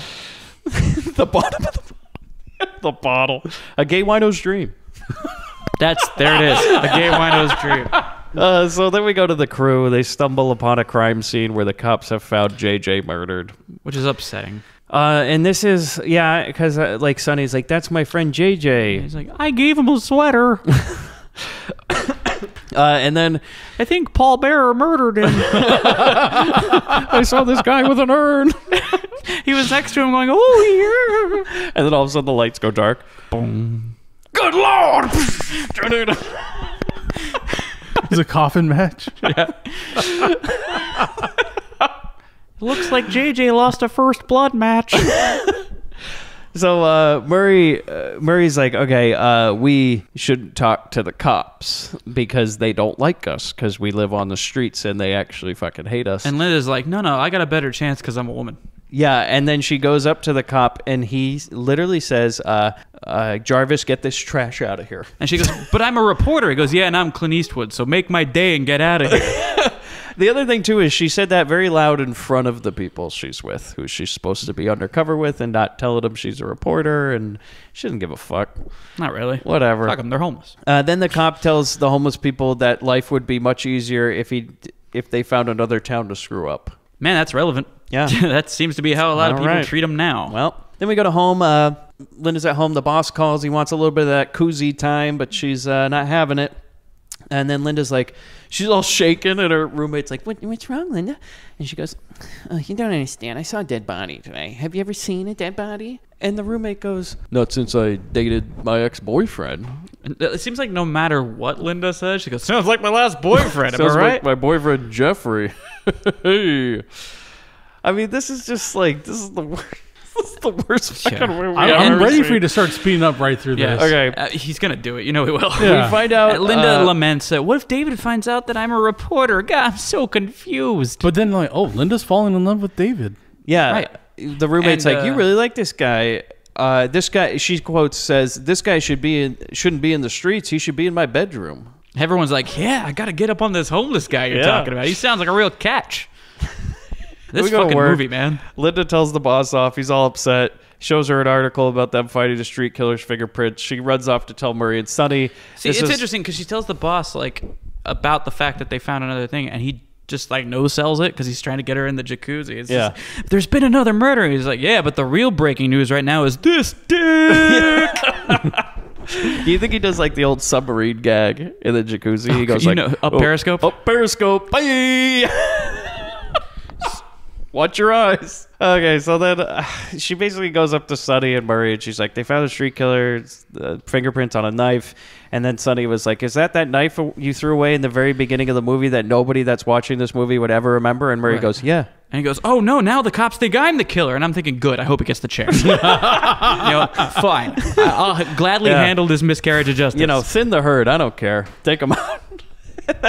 So they hatch a plan. Well, no, hold on. He goes, well, the only way that I can clear my name is if I catch the street killer myself. And I'm like, I don't care about this. Like, why are we doing this now? So let's just say, okay, before we get to the plan, okay, I wrote that this movie is split into 2 parts because the only way you can find this movie, it has since been deleted, was on Dailymotion in 2 parts. Just like Lunch Wagon. Because this doesn't exist on DVD. Why should it? Why will it? It never will. Oh. Please fucking no. You can buy a copy of the VHS on eBay for like $50. Fuck that. Do not support them. I'm sure there's a Blu-ray coming in the next 6 months. But, yeah, I bet. There's a Blu-ray of everything coming. So this movie is split into 2 parts. This is 56 minutes, okay, where this splits in. The movie's almost over. And I write, this might be one of the worst examples of how to write a movie I've ever seen. We are 56 minutes in, and finally something fucking happened. And it's terrible. So they hatch a plan. And Bobby?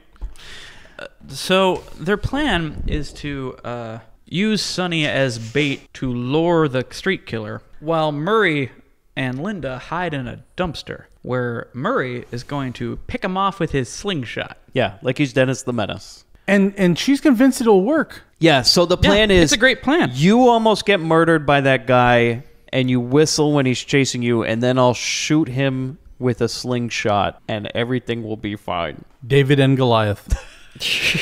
Another biblical tale. I was like, course. well, yeah. And then Linda and Murray hide in the dumpster, and they have a little meet cute. And I mean, seriously? Backstory. They're giving his backstory about why he's homeless.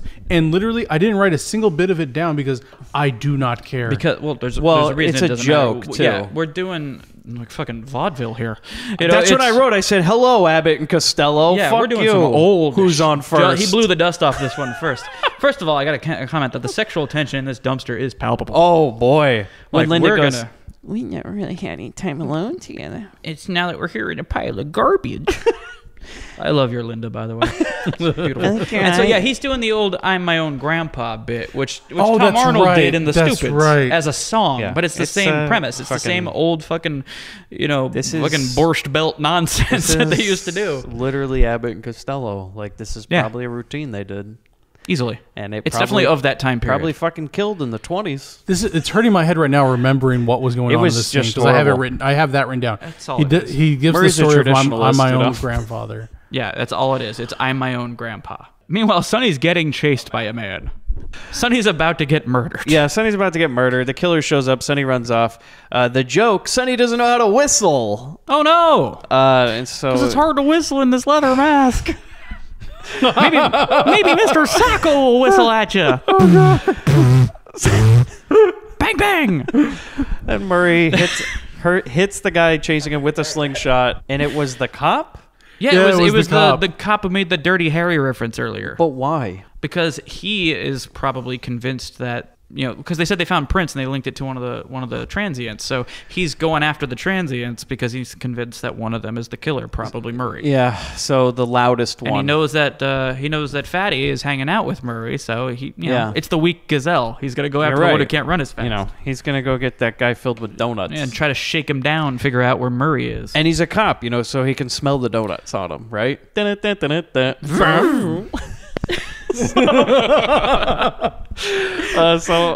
doing my best Murray impression. What do you want? The paper bag's a nice touch. You guys still hear me? Okay, so then Murray does hit it with a slingshot. Whoops! It's the cop. Oh no. So what do? They give away one of Sonny's most valuable possessions for a fucking joke. Yeah. It's like another gay joke. They dress the cop up like a woman, and then And leave him there to wake up the next morning. And then a black guy comes over and wants to fuck him. Another to fuck homeless him. man. Yeah. Another person with mental health issues comes Yeah. over and He wants to fuck him. So it's real funny. I thought the joke. I took the joke to a racist point of view, like black guy with a white woman, and that's why they put that joke into this movie. honestly I wouldn't put it past them, Hughes. I wouldn't put it I past actually them. think there's some credence to that. Like, I picked up subtly on that too. I'm like, this is inappropriate. This felt wrong. Wow. Right. Well, it's Murray. They happened to decide to have and the way African American guy come in there and do that bit. I mean, you do understand this is coming from the guy who was in Night Patrol, who has a scene where he goes in blackface to a jazz club. Also, we've done Jew jokes. We've done gay jokes. Of course, we're going to do some... And Like just I the said, way- he's a some real black stereotype traditionalist, jokes. you know? Yeah, it's- And just the way that they filmed that scene is different than every other scene that they filmed. It was like this intimidating man who's going to take this woman. Yeah. It was a very... And you know Ralph Bakshi's watching this going, this motherfucker. I'm going to have something to say to this guy. So we go I to... want to see a debate between Ralph Bakshi and Murray Langston. just turn it off. on which social message was louder. Yeah, I can't wait till Murray tries to justify himself with a Reagan joke. It's like, oh, God. So we go to work, and the boss wants to send a photographer on her story. Okay, I just want to say this, okay? She doesn't want the photographer because she's like, well, that'll blow my cover because there's a man taking pictures of me. But I was like, well, don't worry, Linda, because this man who's the photographer, I said, this is like the guy who got arrested for sitting in that woman's outhouse. This guy is the creepiest looking motherfucker I've ever seen. Like, he's just straight up creepazoid, this dude. And Linda's like, no. And the photographer she leaves the office, and the boss is like, don't listen to what she said. I want you to go with her. And he's like, oh, yeah. I got this. I follow women all the time. Yeah, I got this. What do you want, up the skirt? No. What? No. No, later when we're in the jacuzzi. How low? How low an angle do you want? Can you scuba dive? You want to see the whole thing? How long Maybe can a you hold little your breath? tease. Doesn't smell that bad after a while. Trust me. You get used to a lot of things. Okay, so then we go to a park. Murray touches a kid and helps him drink. That's accurate. That's completely accurate. Yeah, he walks up to a child and he grabs him. This movie has changed so much that I just thought we were going into honestly, fucking weirdness. Oh yeah, by the end of this, Murray becomes Freddy Krueger. I thought at one point he was He's gonna get burned by a bunch of townspeople. I thought he was gonna turn to Linda. He's like, "How about this one, huh? What do you want him?" Did anybody else think this Let's start a family, and then steal one. Anybody else think this was stolen footage? It is very uncomfortable. Like the mom is then freaked out. Like, is I right? I mean, we watched Murray hit on a 3-year-old. Allie rules. He's like, "How old are you? How old are you, little boy?" And he's like, "I'm."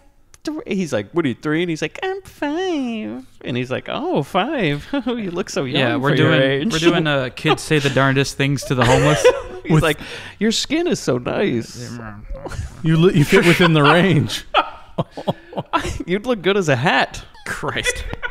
That's what it is. It's fucking terrible. He's like hitting on a child. And Linda's standing by going like, he's like great. He's like a dad. He's like making an attempt at being cute to this kid, like to try and endear himself to Linda, and it's not working. No. It is coming off wrong. So then, okay, finally the mom comes over and takes this away. Saves She's the like, scene, okay, man. I'm sorry.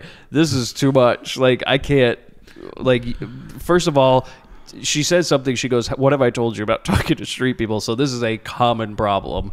Or maybe Murray's been talking to him more than once. Or what is Murray trying to say here? Like, oh, look, just because I'm a street person, people are scared to let me around their kids. You're like, no, man, if I walked up to a kid and just started putting my arm around him and started talking to him, I would hope somebody would jump in the middle. I don't fucking care if it's a guy in a goddamn $200,000 suit. If he touches a child that's not his. Yeah, you don't just walk up to someone's kid and pick them up. At a drinking fountain while they're bent over. Oh, here, let me help you. Yeah. It's like, what the fuck is going on? So, yeah, and then Linda's like, I can't believe what she said to you. and I write, really, Linda? I mean, really? And this is where we start launching in. He says, it's not the first time I had someone take a kid from me. Oh, boy. And she goes, what do you mean? Oh, boy. And this is where I wrote down, fuck you think he meant, Linda? Well, now I had to live it's on pretty this clear list. what he's getting at. So this is what I like to say. This is when Murray says it's all his ex-wife's fault that he's a homeless man. Yeah. Because he goes on this story to say he once had a wife, he once had a kid. She was cheating on a friend of his. She said it was in her jeans. She was in everyone's jeans. Man, you see? Shopping cart. Look, why put joke when you're going to do something serious? Why put a joke in the middle of it? Because He can't stop. He can't. He's one of those people. And, you know, for all the social issues he's trying to illuminate all through this movie, trying to hit all of them, I think Woke Bay is looking a little sleepy. This is getting, you know, maybe not so woke on the women's issues. Okay, then it became a Maury thing where he was like, I was going to take the kid away from her. Get custody. But then she said, it's not your kid, and I took a paternity test, and Maury opened that envelope, and he's like, Murray, you are not the father. And they were like, oh! And everybody's going fucking crazy. And the kid's mother's dancing, and I'm just sitting there with my head in my hands, and the whole crowd is chanting things at me. And he goes, you know what, though? I am his father. I am his father, Maury. I'm going to be a good dad no matter what. You don't get to take that from me. If I've declared myself his father, then I'm his father. I'm going to take her to court, Maury. And then she ran away. That's right. I'm your poppy, Dominic. And I write, fucking women, right? Wow, man. Broads, man. I mean, this is what it is. Am I right, it's Murray? Like, Jesus Christ. And then he goes on to say that he also used to write jokes for TV. And I think that's where he's at now. Yeah, apparently back in the... yeah. He's like, honestly, I just can't find work. Nobody thinks I'm funny. So I turned to his material's from the 20s, so what are you going to do? It's all my wife's fault. The cruise circuit won't keep him. So, yeah, Linda's like, Oh, you should. That's so sad. And they share a tender moment on a park bench as they look at more children of strangers. And they're thinking about it. And then I write, this is the worst shit I've ever seen. And you've seen tentacles. Right when they're about to kiss, Sonny walks up and he says, how about some cream puffs? Hey, maybe you guys would like some cream puffs. God. He should have said, how about an ice cold Pepsi, guys? I found it from a machine. Got it. Ice cold Pepsi, huh? Poured over ice, even better. Things are looking up. I got a sponsorship, you guys. Okay. I'm the official homeless man of Pepsi Cola. Basically, this whole fucking thing is like Linda doesn't want him to find out that she's a reporter, and so he's like, I'm gonna tell him tomorrow. And then the photographer took a picture of them, and it's printed in the paper, and Murray's gonna find, like, everybody's gonna find out. It's gonna be a whole fucking thing, and Murray, oh my god. And she's like, he's gonna find out, and he won't love me anymore, and who fucking cares? And then all of a sudden, Sonny has a goddamn heart attack from eating too many donuts. I thought he choked. Or he's choking. Sonny choked on a donut. You know what? He's so fat, who cares, right? Heart attack, choke, whatever. This guy, I don't think he really choked on a donut. I think he got hit with a rock bottom. I think the rock jumped out of a dumpster and dropped the people's elbow on him when nobody was looking. Okay, so basically, the homeless cowboy shows up, and he's like, I'll take you to the he gives hospital, him an escort. And we get a joke on the way to the hospital, so we're going to fucking save... This guy's fucking dying. Yeah, so we threw him in the shopping cart with the guy dancing in front like we're doing a parade. Yeah, and then there's even another joke where they go down a dead-end alley. Yeah. And they're like... And they got to come back out and keep going. That's right. There's a Benny Hill moment. Yeah. That's so fucking weird. As the garbage pail kids try to make their way to the hospital. There's a guy choking. Unfortunately, he's already out. Like, he's turning blue. They had to cut out the scene where they were all coming out of different dumpsters and looking for him and everything, and then Scooby-Doo showed up. The head coming up in the dumpster, they look both ways and go back down. Fuck, this movie is upsetting. And then we go to a hospital, and I write... Happy Blairvember, everybody. Time to put the American healthcare system on fucking blast, everybody. That's right. Everybody's getting theirs today. So Murray, like, becomes a real social warrior at this point. Is he goes to the hospital, goes, my friend CJ's dying, he needs a fucking thing. And the lady behind the counter goes, this is a private hospital, we won't accept him. And he's like, he's a human being. What is wrong with madhouse. you? What is wrong with you Americans? You won't even accept this man. I hate people. By the way, there's currently open enrollment for Obamacare, if you guys didn't know. Feel free to check out the website. Well, I did get mine. So Linda... Basically, this is the whole reveal is Linda pulls out her credit card and she goes, I'm a reporter. I went to Daily Journal. I'm going to save this man. Yeah. I'm a white woman with money. I was like, whoa, Linda, hold on, though. That's, it's going to be a little bit much on that credit card. Are you ready to max that out for this guy? I mean... Yeah, you work in the obituary section? I mean, come on, Linda. He's basically just a large Pepsi can. Oh, my.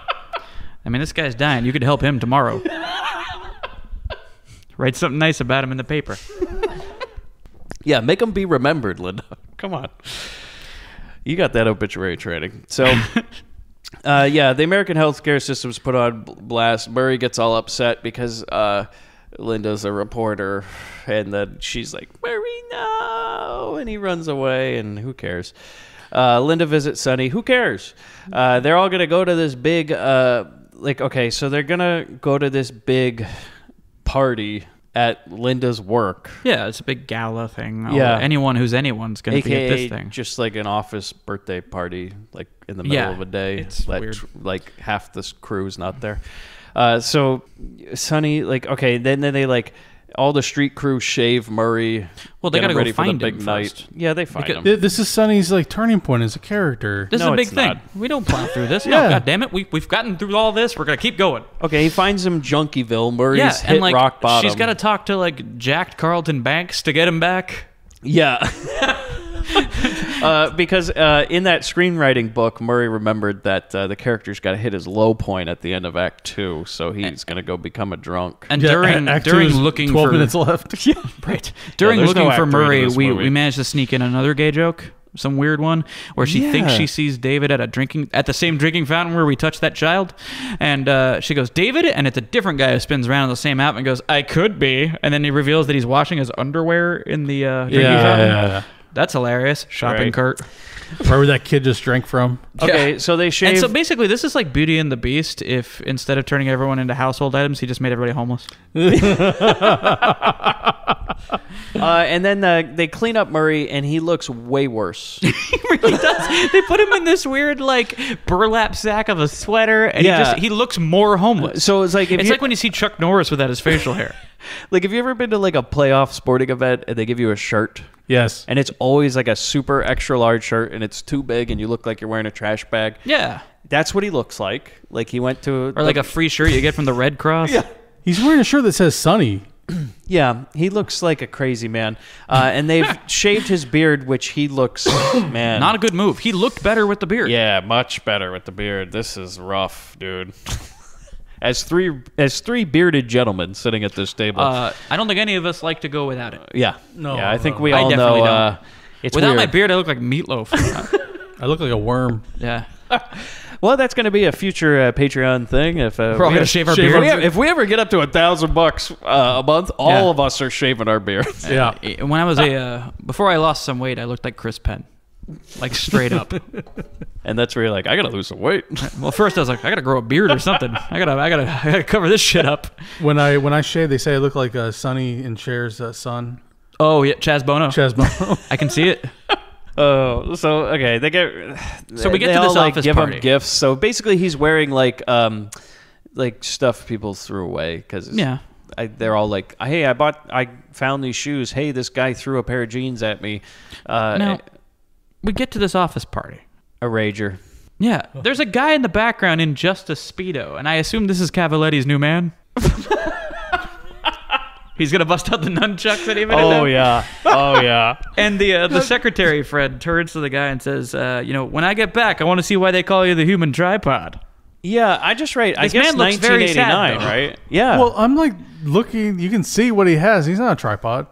Certainly not. Let's take a moment to analyze this man's penis. yeah. I just want to say, if you're gonna fucking put that in a movie and call it out, and then zoom in onto a crotch, put a fake one there. Put something that would at least accentuate the joke. Right. Because it's just half-assed. We're gonna just make a dick joke. Completely agree. Moment of silence for that dick joke. Everybody's all scared of this giant penis. They call him the caterpillar. Okay. So We're opening the episode basically, with that. the boss shows up, and he's like, "Hey, this is what the homeless look like when you clean them up. Am I right?" Oh. And it's like, "Yeah, great, Clay." And then that's when you get what the line that Bobby said at the beginning of the episode, where Murray looks at him. Go ahead and rewind to that line. He says, the Lord sure screwed up a good ass when he put teeth in your face. Everybody laughs. The boss tries to punch him, and Murray By shoves the way, his that face is into a a weird cake. insult. To tell someone their face looks like a nice ass. Yeah. Like, Great. I don't stay get with it us, Mike. because why would the newspaper guy care or be mean to them? He's making money off of them, Yeah. and if he's mean to them, then they're just going to go to another newspaper and give them more. he's just mean to everyone. He can't help himself. Yeah, Because he never learned how to love himself. It doesn't make any sense. It doesn't the motivation of the character doesn't make sense of why he has to be mean to him. I can't believe you guys are still with it.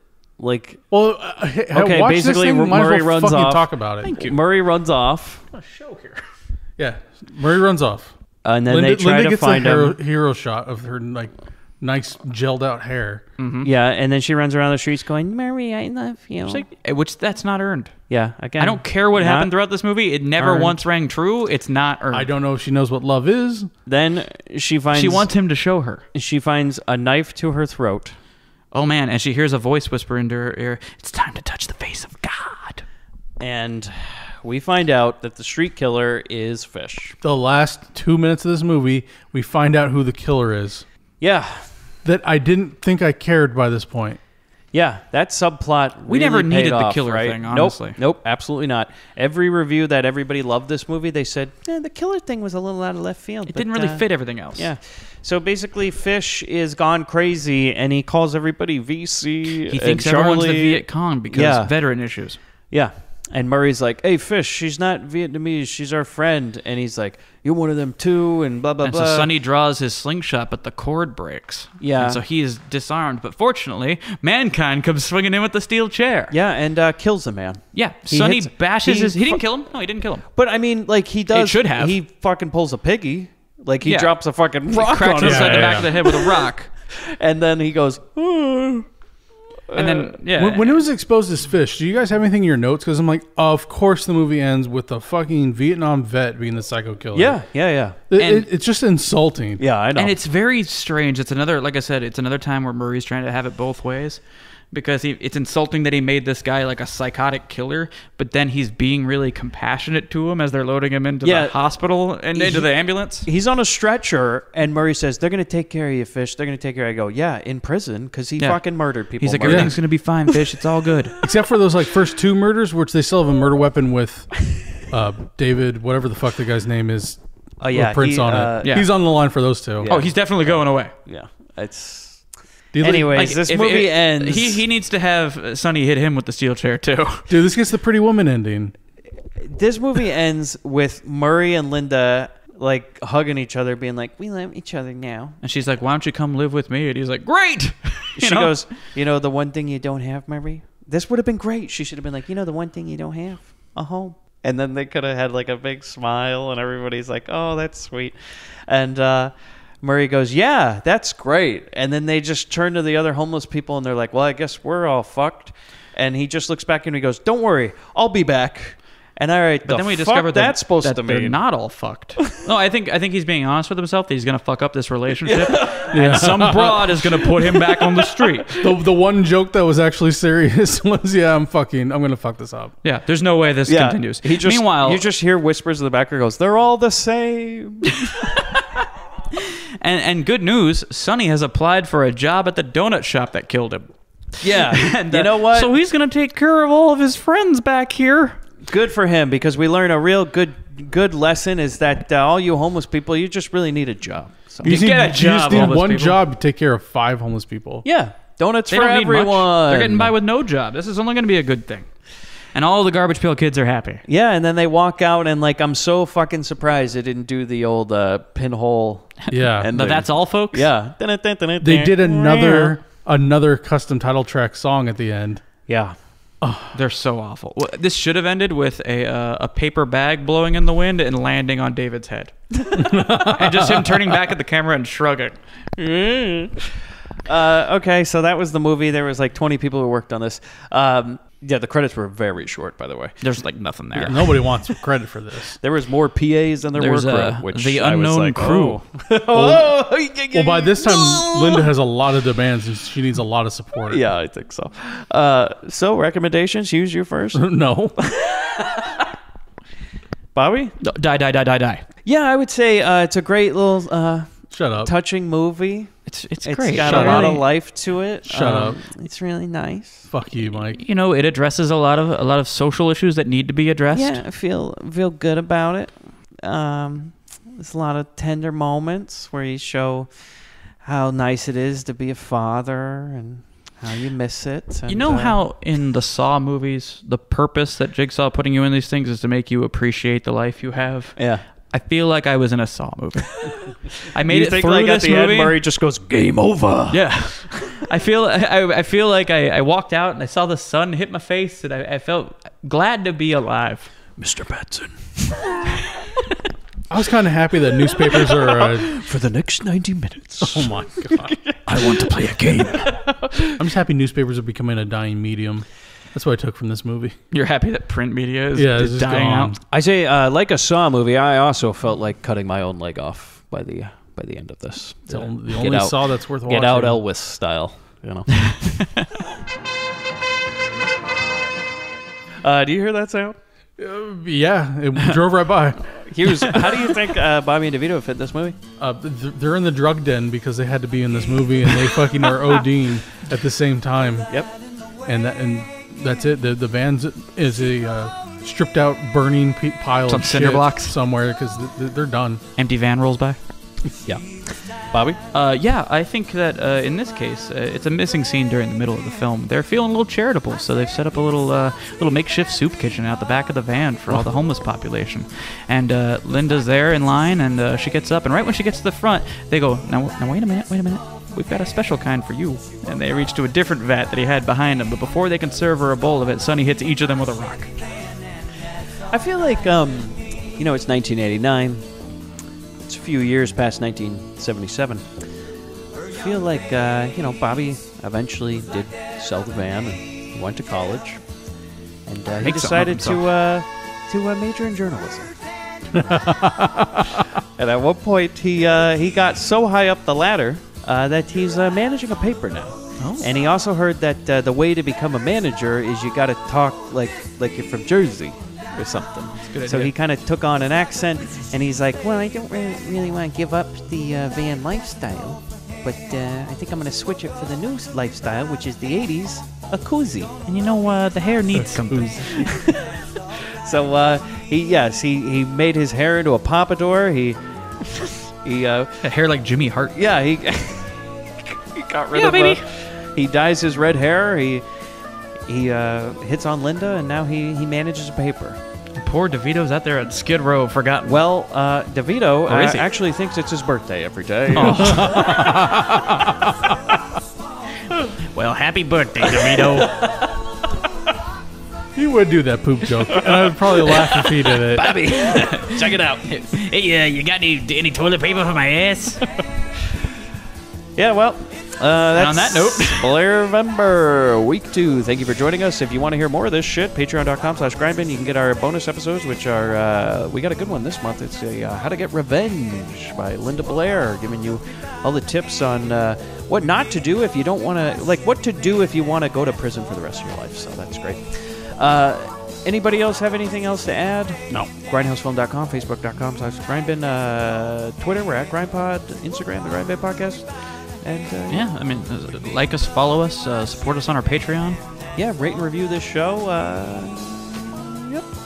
All those things. Later. Oh, Chris, man, what do you have to say for yourself? Oh, riveting. I've been waiting for you to say that the whole episode. Bobby, put on the bag.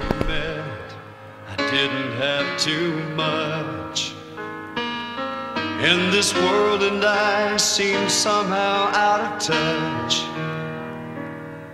I was satisfied with having less.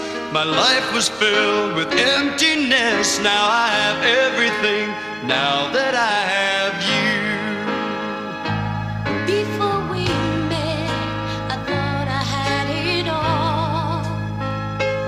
I held my own and never took a fall. Suddenly, I must confess, falling into happiness. Now I have everything, now that I have you. You brought to life